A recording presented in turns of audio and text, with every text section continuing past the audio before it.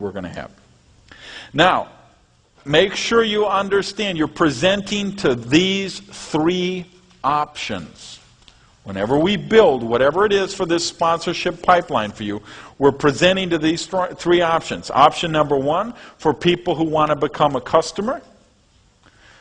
Option number two, for people who want to build the small business model. And option number three, the big business or the career model. Now, if you haven't figured out already, the option we're doing right here is the big business career model. That's the point of this training. But there is a couple other options. Of course, we have the option about customers, and we're going to talk about those. We have a specific segment, a disc we're going to do on developing a retail base. But I want to talk about the second option, which is the one that most people don't realize because they haven't done the critical thinking about, which is the small business option, which is the option that most people do, but they don't even know they're doing it, which is they have a lead with the products retail type of business. So it means they're in Arbonne, and the way they get prospects is they have facial parties.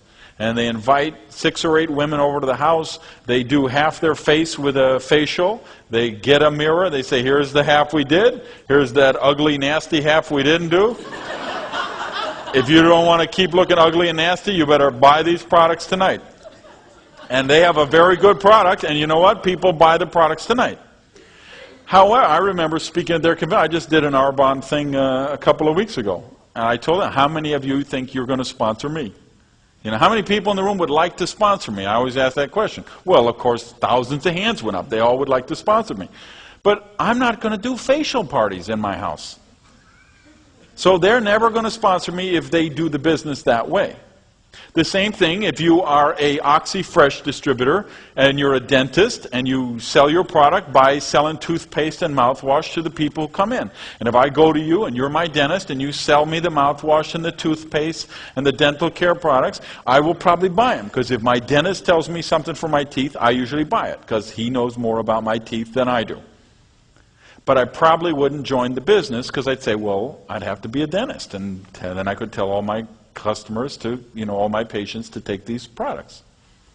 And the same thing for you guys in Zango and Noni and all who have all of your beautiful product displays set up at your house. And you have the whole spare bedroom filled with shelves. And you get to play store every day. And all your friends come over and you say, yeah, come in here. And then you go to the shelves and you have 6 bottles of this and 6 bottles of that. And you move all around and you got a little shopping bag and a little cash register. And it's just like playing store when you were a kid. Oh, how fun. Well, you're not going to sponsor me in the business. Okay? If I have to put a magnetic sign on the side of my Viper, you ain't going to get me. If you think I'm going to put a lose weight now button on my $10,000 suit, I got news for you, Bubba. Ain't happening. Now, that's okay. You may not want to sponsor me. That'd be pretty foolish, but that may be your thing.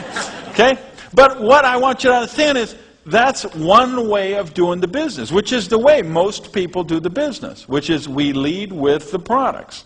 We get our business builders as a result of the people who love the products. They have their product experience, right? All you nutrition company people know we have to have their product experience first. We have to cure their gout or their spinal meningitis, or they got to have their first bowel movement in 6 weeks, or whatever it is, because then we know they have their experience. We can sneak the business in the back door.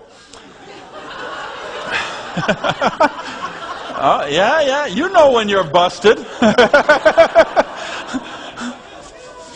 So that's one way to do the business. Now, when I got involved in the business, I told people I got involved in the business for 3 reasons. To make money, and to make money. Okay?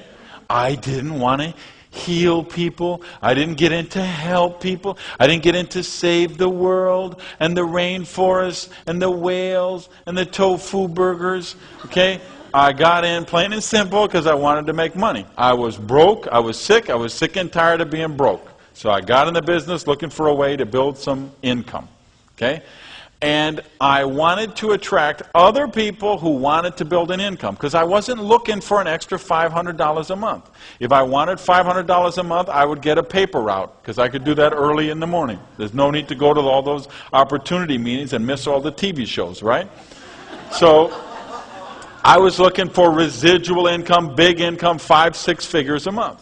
So I looked at the business in a big business model, how to do this as a career. I looked at the diamond directors and the lifetime master coordinators and the presidential directors and the dictators for life and all those high pin ranks, and I said, I want to be one of those positions. So I developed a way to do